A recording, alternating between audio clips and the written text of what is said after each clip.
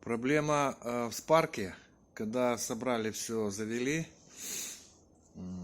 появился стук, похожий на зазор в клапанах. Вот.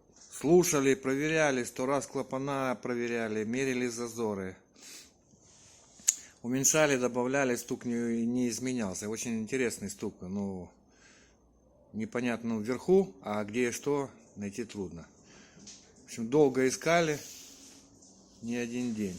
Но потом нашли, вот это лежит штука, а стук появился вот из-за этой штуки.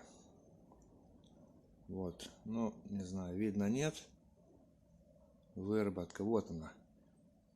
Очень своеобразный, интересный стук. Поэтому, если кто-то не может найти в крышке клапанов, откуда исходит, причем он неординарный, то появляется, то исчезает, то мелкий, звонкий, то громкий. В общем, загадочный. Ну вот, заменили вот это вот собаку эту.